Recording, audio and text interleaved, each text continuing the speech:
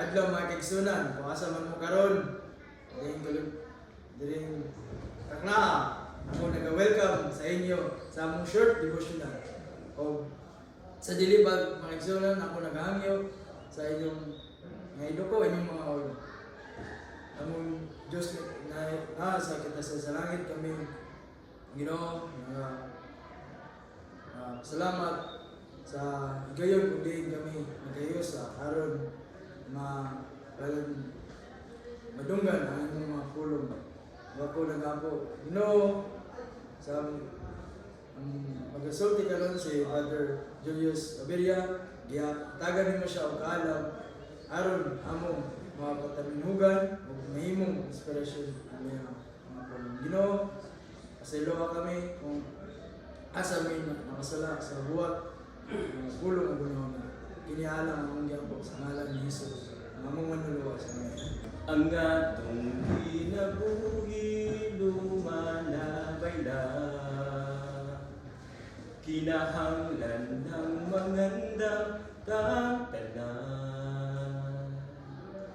Kay si Kristo atong sandigan sa tanan nga kalisdanan, siya'y atong paglaom sa ganti sa kaluwasan.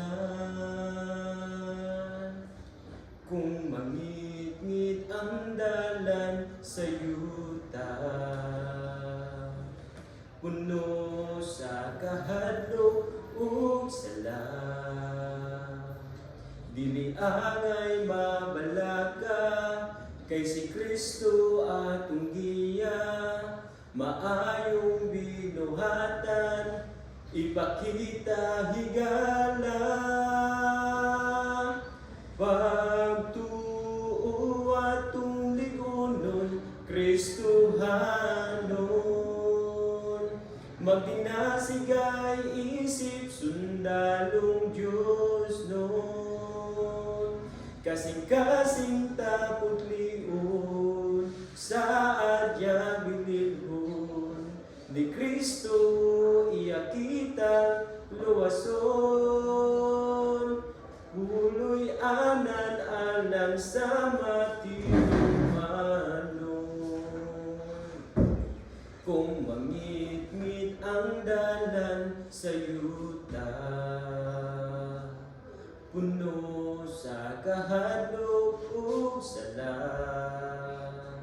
dili angay mabalaka, kay si Kristo atong giya, maayong binuhatan, ipakita higala.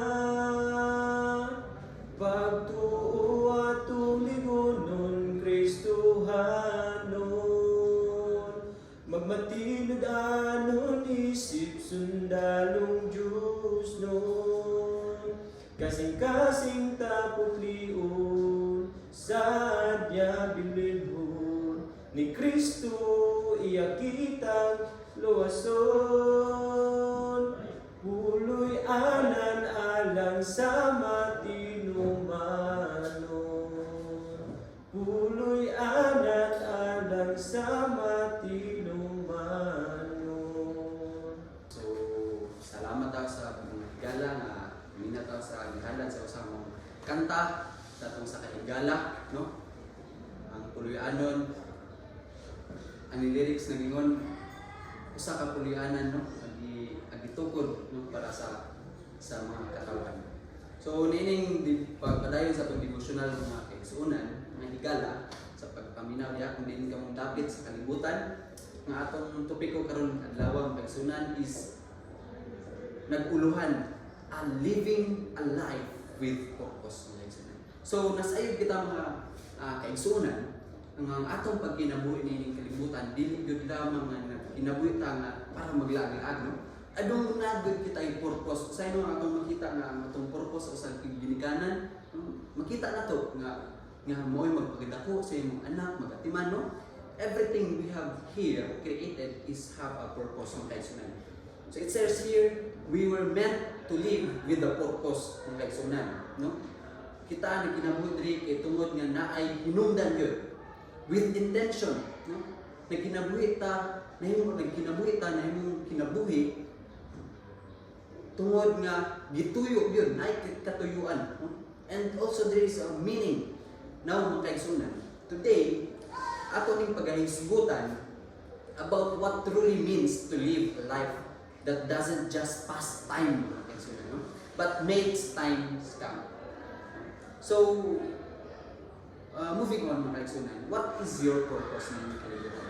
Kung sa atong purpose ng kalibutan, usay naglibog ta mga kaigsunan nga unsa gyud atong pulos ni kalibutan, no?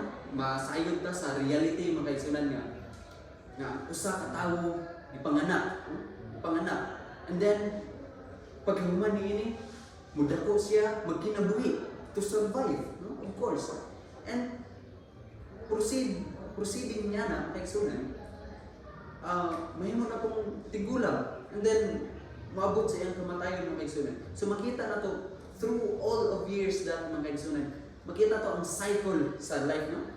Ang panganak, magkinabuhi, then kamatayon. So mo'ra guna atong purpose, mo'ra guna ang atong kinabuhi ng kalibutan mga kaigsunan. Na unsa gud ay pulos ni mga kaigsunan para atong masabtan nato, no? Kung unsa ato ang purpose, ato sang susihon kung asa gud ay tagikan mga kaigsunan. So sa sugod ang Biblia mga kaigsunan gisgot kanato, nagtug-an nato about sa creation. Now when we say creation mga kaigsunan, kung naay creation, nausay creator. So kung anaay gibuhat, nausay magbubuhat, nausay nagbuhat. Now sa creation mga kaigsunan, nasayo ta nga there is naay Ginoo nga ni-create niini, naay nagbuhat niini. And now ang question is, kinsa man nga Ginoo mga kaigsunan? And nganong iya man ning gibuhat? Nganong iya man tang gibuhat?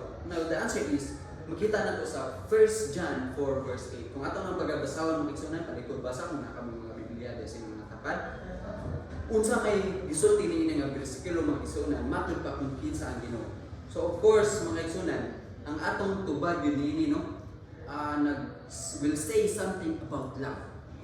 God is love mga kaigsunan.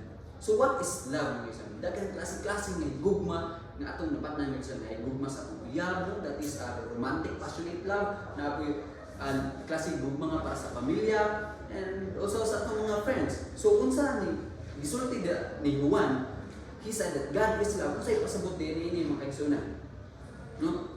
Kung sa mubalik ka sa Griego nga pinulungan mga kaigsunan, ang gugma diya gisgot siya sa agape mga kaigsunan. It means that it is a other-centeredness love. It means nga selflessness love. Na dili nagigugma siya, nga dili niyang kagalingon, pero iya ginauna ang uban, no? When John defines God as being love, he repeated uses agape mga kaigsunan, meaning nga iyang ibalik nga ang Diyos gugma as agape, meaning it is the core of God mga kaigsunan, nga mao na iyang sentro kaniya, no? That is his personal, no? And also he is a personal, of course, and he is a relational. And secondly, God is not selfish mga kaigsunan. He is always thinking of the other and always acts in the best interest of others, not himself. Meaning that God's love is other-centeredness mga kaigsunan. And now the question remains mga kaigsunan, nganong iyang tang gibuhat? Ha? Nganong iyang tang gibuhat mga kaigsunan? Nasayod ka no, sa creation mga kaigsunan. Kung atong balikon, kung sa diha nga iyang gibuhat ang tao mga kaigsunan, said that we will make man in our own image, in our own likeness mga kaigsunan. No, take note mga kaigsunan nga the man was created in his own image and in his own likeness. Now, what is the likeness of God mga kaigsunan? Kung atong nilita na that in his center core, God is love mga kaigsunan. It means that we are created, no, gibuhat na sa Ginoo, pinaagi sa iyang gugma mga kaigsunan. So unsa may pulos niya mga kaigsunan, no? Kung mabasa niyo sa Acts 17 mga kaigsunan, sa verse 24 to 25, no? Acts tell us God wasn't needy. Dili hinungdan niya, gibuhat as Ginoo kay tungod minaay mo gigug man niya balik, no? Wala ko nagburing ang Ginoo mga kaigsunan sa pagbuhat. But kung walay gusto nga kuwaon ng Ginoo maatod sa tuwa, unsa day nganong iya tang gibuhat? Unsa day na mga kaigsunan? It means nga ana ay tagiya sa Ginoo nga gusto niya ihatag kanato. Wala siya gusto nga kuwaon nga ni kanato, apan naa siya gusto nga ihatag kanato mga kaigsunan. And that is gugma mga kaigsunan. No? It says there, God wants you, mga kaigsunan, to experience the abundance of love, mga kaigsunan. He created us, you and me, to give something to us. No? He made us for His love, mga kaigsunan. Dili ko tasbot magibuhat ng mga kaigsunan. Kay tungod nga na ay kinahanglan ang Ginoo kanimo. Pero tungod nga ang Ginoo na ay gusto nga ihatag nga na kanimo iyang gusto nga ma-experience na nimo nga gugma mga kaigsunan. So, this is our purpose, mga kaigsunan. We are created by love. And we exist, mga kaigsunan, to love and be loved. Kung mo lang man atong mensahe, pero kapag mga kaigsunan, God bless us. Pagpunta, Ginoong Diyos, salamat sa mensahe. Pinumdum ka na mo, nga doon na gayud kami purpose. Tabangin may nga na-discover pa rin na mo ang purpose sa aming mga kinabuhi. Labi na usabi ko panalangin sa mga nagapaminaw sa ngalan ni Jesus.